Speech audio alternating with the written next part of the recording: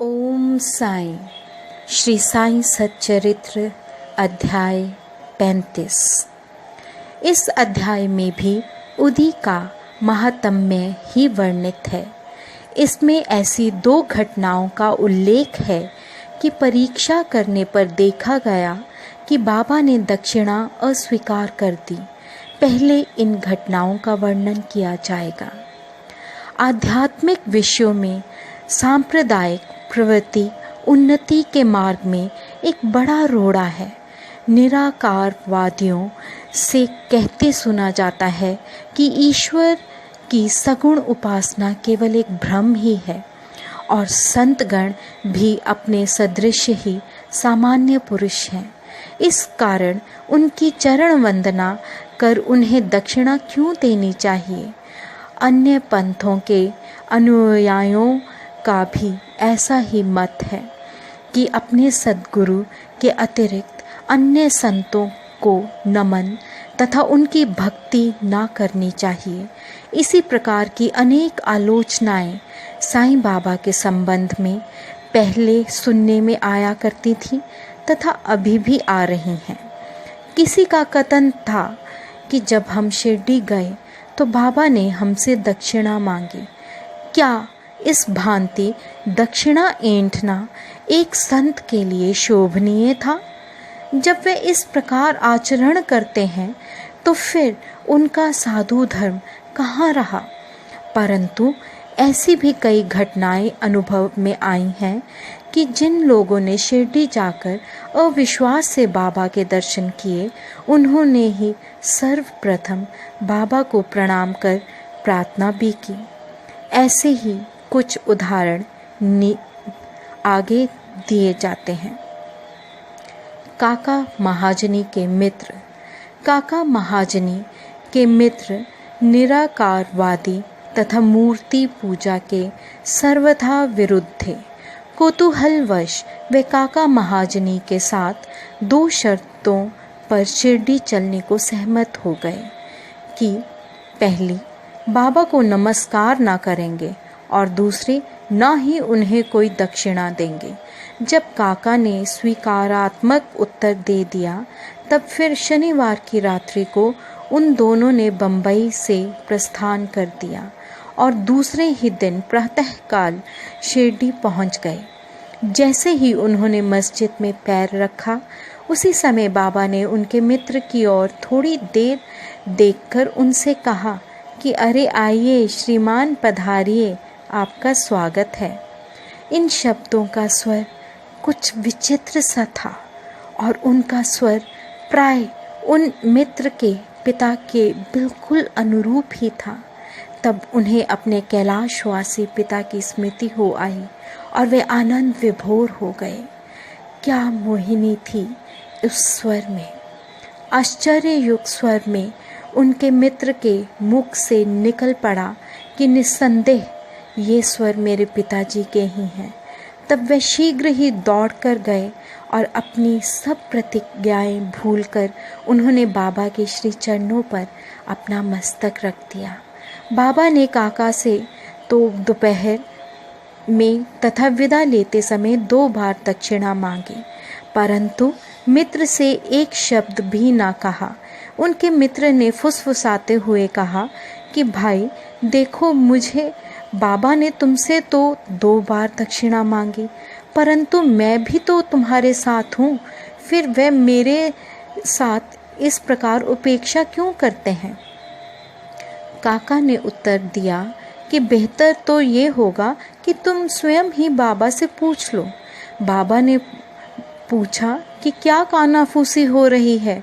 तब उनके मित्र ने कहा कि क्या मैं भी आपको दक्षिणा दूं। बाबा ने कहा कि तुम्हारी अनिच्छा देखकर मैंने तुमसे दक्षिणा नहीं मांगी, परंतु यदि तुम्हारी इच्छा ऐसी ही है तो तुम दक्षिणा दे सकते हो। तब उन्होंने 17 रुपये भेंट किए, जितने काका ने दिए थे। तब बाबा ने उन्हें उपदेश दिया कि अपने बीच जो तेली की दीवार भेदभाव है उसे नष्ट कर दो। जिससे हम परस्पर देखकर अपने मिलन का पथ सुगम बना सकें। बाबा ने उन्हें लौटने की अनुमति देते हुए कहा कि तुम्हारी यात्रा सफल रहेगी। यद्यपि आकाश में बादल छाए हुए थे और वायु वेग से चल रही थी, तो भी दोनों सकुशल बम्बई पहुंच गए। घर पहुंचकर जब उन्होंने द्वार तथा खिड़कियां खोलीं, तो वहां 2 मृत चमगादड़ पड़े देखे। एक तीसरा उनके सामने ही फुर करके खिड़की से उड़ गया।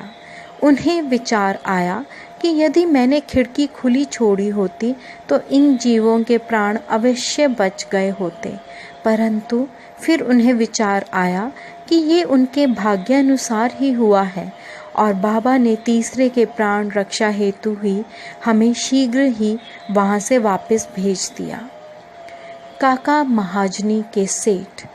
बम्बई के ठक्कर धर्मसिंह जेठाभाई सॉलिसिटर की एक फर्म थी। काका इस फर्म के व्यवस्थापक थे। सेठ और व्यवस्थापक के संबंध परस्पर अच्छे थे। श्रीमान ठक्कर को ज्ञात था कि काका बहुधा शिरडी जाया करते हैं और वहाँ कुछ दिन ठहरकर बाबा की अनुमति से ही वापस लौटते हैं।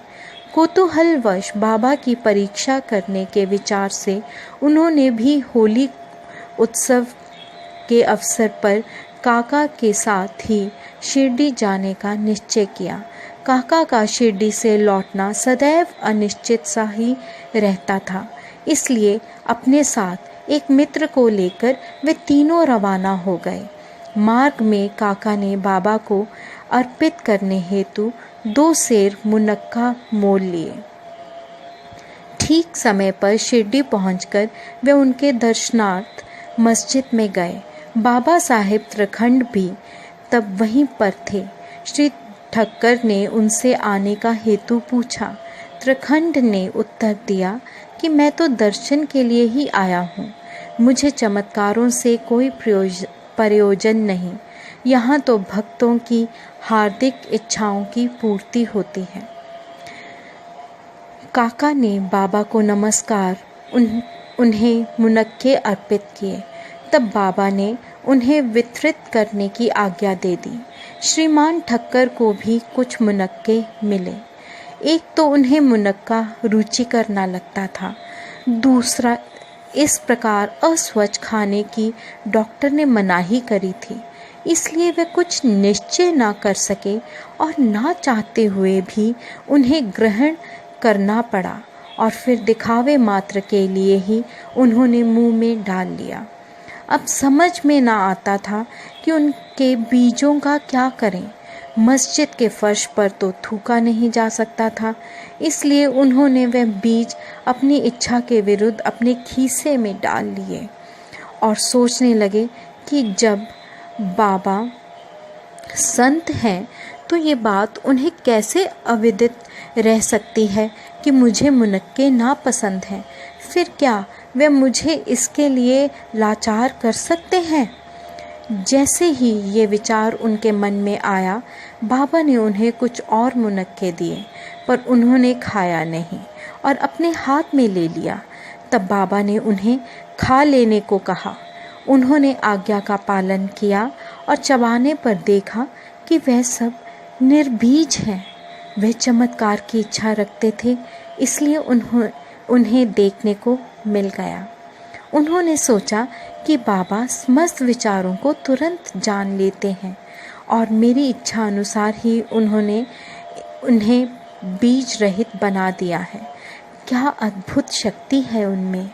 फिर शंका निवारणार्थ उन्होंने त्रिखंड से, जो समीप ही बैठे हुए थे और जिन्हें भी थोड़े मुनक्के मिले थे, पूछा कि किस किस्म के मुनक्के तुम्हें मिले।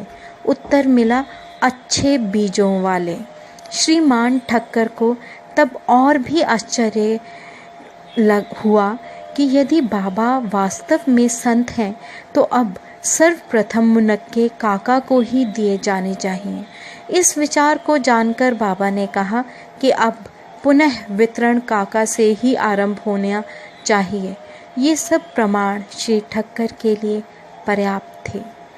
फिर श्यामा ने बाबा से परिचय कराया कि आप ही काका के सेठ हैं।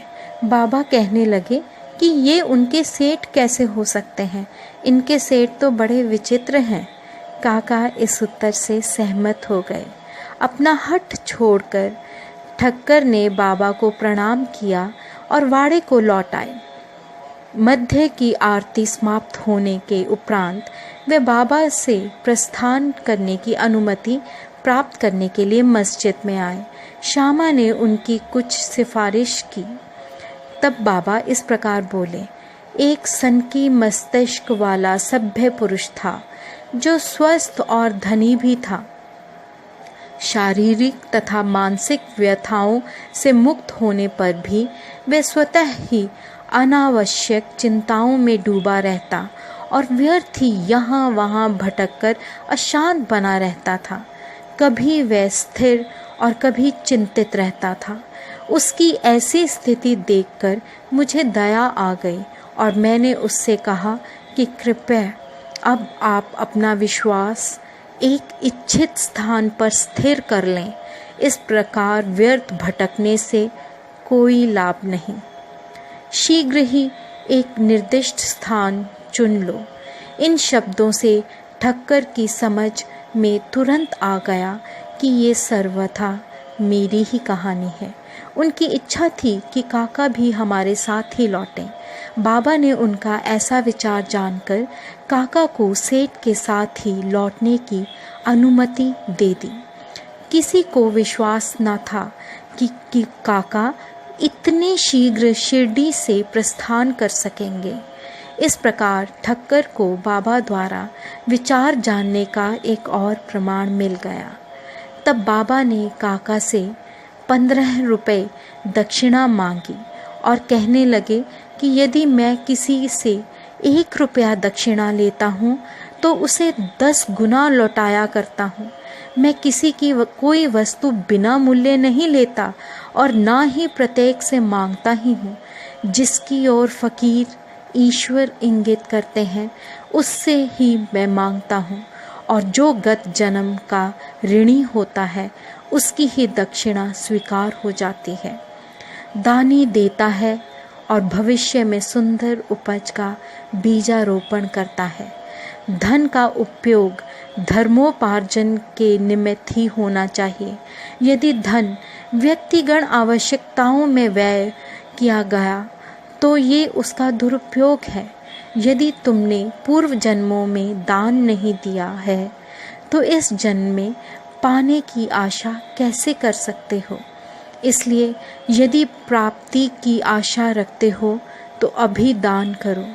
दक्षिणा देने से वैराग्य की वृद्धि होती है और वैराग्य प्राप्ति से भक्ति और ज्ञान बढ़ जाता है।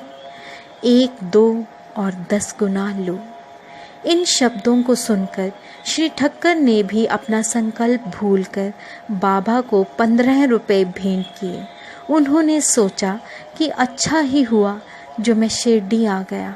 यहाँ मेरी सब शंकाएं नष्ट हो गईं और मुझे बहुत कुछ शिक्षा प्राप्त हो गई। ऐसे विषयों में बाबा की कुशलता बड़ी अद्वितीय थी। यद्यपि वे सब कुछ करते थे फिर भी वे इन सब से अलिप्त रहते थे। नमस्कार करने या ना करने वाले दोनों ही उनके लिए एक समान थे। उन्होंने कभी किसी का अनादर नहीं किया। यदि भक्त उनका पूजन करते तो इससे उन्हें ना कोई प्रसन्नता होती, और यदि कोई उनकी उपेक्षा करता तो ना उनको कोई दुख ही होता। वे सुख और दुख की भावना से परे हो चुके थे। अनिद्रा। बांद्रा के एक महाशय कायस्थ प्रभु बहुत दिनों से नींद न आने के कारण अस्वस्थ थे। जैसे ही वे सोने लगते उनके स्वर्गवासी पिता स्वप्न में आकर उन्हें बुरी तरह गालियां देते हुए दिखने लगते थे। इससे निद्रा भंग हो जाती और वे रात्रि भर अशांति महसूस करते थे। हर रात्रि को ऐसा ही होता था, जिससे वह किंग कर्तव्य विमूढ़ हो गए। एक दिन बाबा के एक भक्त से उन्होंने इस विषय में परामर्श किया। उसने कहा कि मैं तो संकट मोचन सर्व पीड़ा निवारिणी उदी को ही इसकी रामबाण औषधि मानता हूँ, जो शीघ्र ही लाभदायक सिद्ध होगी। उन्होंने एक उदी की पुड़िया देकर कहा कि इसे शयन के पूर्व माथे पर लगाकर अपने सिरहाने रखो। फिर तो उन्हें निर्विघ्न प्रगाढ़ निद्रा आने लगी। ये देखकर उन्हें महान आश्चर्य और आनंद हुआ। ये क्रम चालू रखकर वे अब साईं बाबा का ध्यान करने लगे। बाजार से उनका एक चित्र लाकर उन्होंने अपने सिरहाने के पास लगाकर उनका नित्य पूजन करना प्रारंभ कर दिया। प्रत्येक गुरुवार को वे हार और नैवेद्य अर्पण करने लगे। वे अब पूर्ण स्वस्थ हो गए और पहले के सारे कष्टों को भूल गए। बालाजी पाटिल नेवासकर ये बाबा के परम भक्त थे। ये उनकी निष्काम सेवा किया करते थे। दिन में जिन रास्तों से बाबा निकलते थे, उन्हें वे प्रातः काल ही उठकर झाड़ू लगाकर पूर्ण स्वच्छ रखते थे। इनके पश्चात ये कार्य बाबा की एक परम भक्त महिला राधा कृष्ण माई ने किया और फिर अब्दुल ने। बालाजी जब अपनी फसल काट कर लाते तो वे सब अनाज उन्हें भेंट कर दिया करते थे। उसमें से जो कुछ बाबा उन्हें लौटा देते, उसी से वे अपने कुटुंब का भरण पोषण किया करते थे। ये क्रम अनेक वर्षों तक चला और उनकी मृत्यु के पश्चात भी उनके पुत्र ने इसे जारी रखा। उदी की शक्ति और महत्व। एक बार बालाजी के श्राद्ध दिवस के वार्षिकी के अवसर पर कुछ व्यक्ति आमंत्रित किए गए। जितने लोगों के लिए भोजन तैयार किया गया, उससे तिगुने लोग भोजन के समय एकत्रित हो गए। ये देख श्रीमती नेवासकर किंग कर्तव्य विमूढ़ सी हो गई। उन्होंने सोचा कि ये भोजन सबके लिए पर्याप्त न होगा और कहीं कम पड़ गया तो कुटुंब की भारी अपकीर्ति होगी। तब उनकी सास ने उनसे सांत्वनापूर्ण शब्दों में कहा कि चिंता न करो, ये भोजन सामग्री हमारी नहीं, ये तो श्री साईं बाबा की है। प्रत्येक बर्तन में उदी डालकर उन्हें वस्त्र से ढक दो और बिना वस्त्र हटाए सबको परोस दो। वे ही हमारी लाज बचाएंगे। परामर्श के अनुसार ऐसा ही किया गया। भोजनार्थियों के तृप्तिपूर्वक भोजन करने के पश्चात भी भोजन सामग्री यथेष्ट मात्रा में शेष देखकर उन लोगों को महान आश्चर्य और प्रसन्नता हुई। यथार्थ में देखा जाए तो जैसा जिसका भाव होता है, उसके अनुकूल ही अनुभव प्राप्त होता है। ऐसी ही घटना मुझे प्रथम श्रेणी के उप न्यायाधीश तथा बाबा के परम भक्त श्री B.A. चौगुले ने बतलाई। फरवरी सन 1943 में करजत में पूजा का उत्सव हो रहा था। तभी इस अवसर पर एक वृहद भोज का आयोजन हुआ। भोजन के समय आमंत्रित लोगों से लगभग 5 गुने अधिक भोजन के लिए आए, फिर भी भोजन सामग्री कम नहीं हुई। बाबा की कृपा से सबको भोजन मिला। ये देखकर सबको आश्चर्य हुआ। साईं बाबा का सर्प के रूप में प्रकट होना। शिरडी के रघु पाटिल एक बार निवासी के बालाजी पाटिल के पास गए, जहां संध्या को उन्हें ज्ञात हुआ कि एक सांप फुफकारता हुआ गौशाला में घुस गया है। सभी पशु भयभीत होकर भागने लगे। घर के लोग भी घबरा गए, परंतु बालाजी ने सोचा कि श्री साईं ही इस रूप में यहाँ प्रकट हुए हैं। तब वे एक प्याले में दूध ले आए और निर्भय होकर उस सर्प के सम्मुख रखकर उनको इस प्रकार संबोधित कर कहने लगे, बाबा, आप फुफकार कर शोर क्यों कर रहे हैं? क्या आप मुझे भयभीत करना चाहते हैं? ये दूध का प्याला लीजिए और शांतिपूर्वक पी लीजिए। ऐसा कहकर वे बिना किसी भय के उसके समीप ही बैठ गए। अन्य कुटुंबजन तो बहुत घबरा गए और उनकी समझ में ना आ रहा था कि अब वे क्या करें। थोड़ी देर में ही सर्प अदृश्य हो गया और किसी को भी पता ना चला कि वे कहाँ गया। गौशाला में सर्वत्र देखने पर भी वहाँ उसका कोई चिन्ह ना दिखाई दिया। श्री सद्गुरु साईनाथा प्रणमस्तु, शुभम भवतु। ओम साईं। ओम साईं। श्री साईं सच्चरित्र अध्याय 35। इस अध्याय में भी